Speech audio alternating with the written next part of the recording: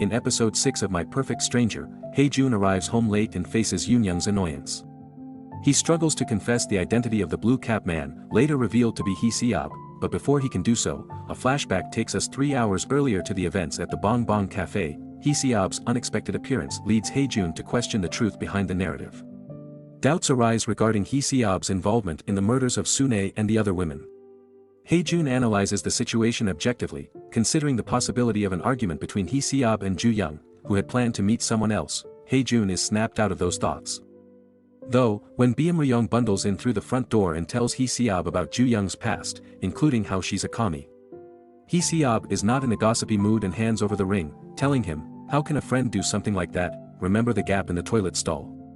Well, Hee Se-yeop actually headed in and found that himself when Beom Ri-young rushed out of the stall. He found the ring belonging to Ju-young, which Beom Ri-young had initially stolen. "You shouldn't do anything shameful to the person you like," Hee Se-yeop says before walking away. Beom Ri-young follows, and Hee Se-yeop concedes, promising to keep this a secret as long as he gives their student teacher back the ring. However, tellingly, here, Hee Se-yeop actually happens to be with his brother, who looks strikingly similar from behind. Hae-jun follows the pair out and decides to keep a distance and watch Beom Ri-young from afar, given that he follows the same route that Ju-young takes.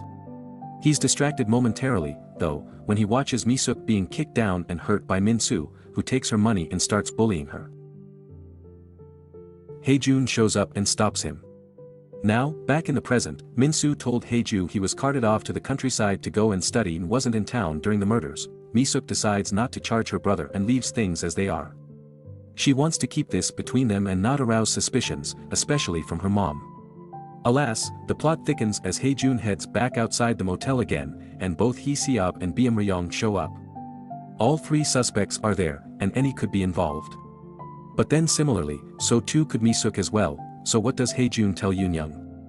He lies and tells her that he doesn't know who the blue cap guy is. However, this is broken up by Sune arriving and deciding that Yoon-young should have a sleepover at her place. Especially after the traumatic knife incident. Sune can't sleep that night, though, as she keeps thinking about Hee Se-yeop. He told her he was pretty the first night, and also that she was immersed in her own poetic world and was smiling to herself. He's never seen anyone so cool in his life. Yoon-young can only listen and remember the direct contrast to what happened between her parents during the darkest times.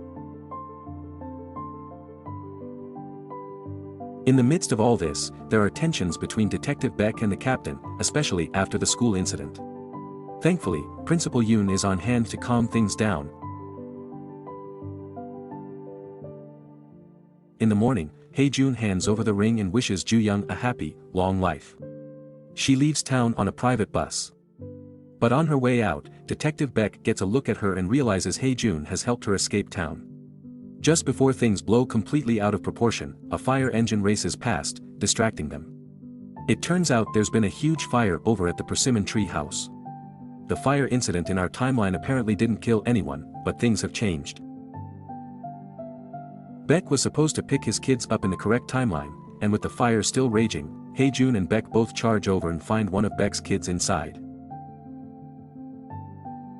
Thankfully, they rescue him, but it's certainly touch and go for a while. When Hae-jun stumbles out, a further twist in the tale arises as he notices Hee Se-yeop before him.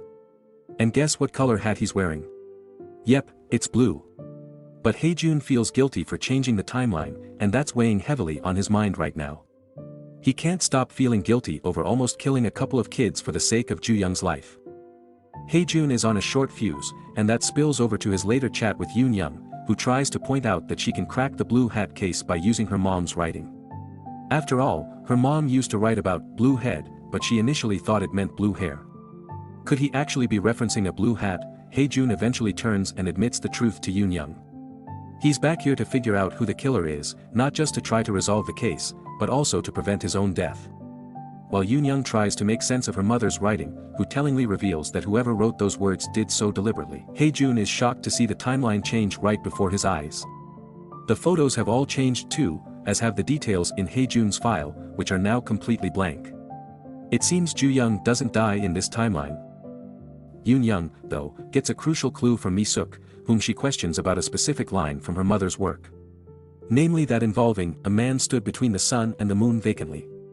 As we soon find out, Sun and Moon is actually the name of a record store. Yoon Young shows up and sees the blue cap guy for herself inside, whose identity will be revealed during the shocking climax of this chapter. That night, Yoon Young meets with Hae-jun, who apologizes to her for not revealing everything.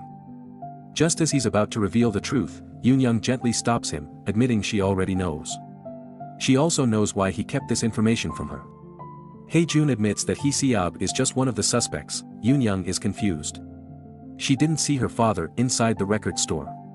Instead, she saw someone whom Hee Se-yeop looks more fondly on than anyone else. But who could that be? Well, it's her uncle, Baek Se-yeop. He's not even a suspect, but of course we know he was there that night too. During the epilogue, we cut back to the fateful night at Bong Bong Cafe. Se-yeop was waiting for someone at the cafe, and he handed over the hat to his brother, letting him wear it inside.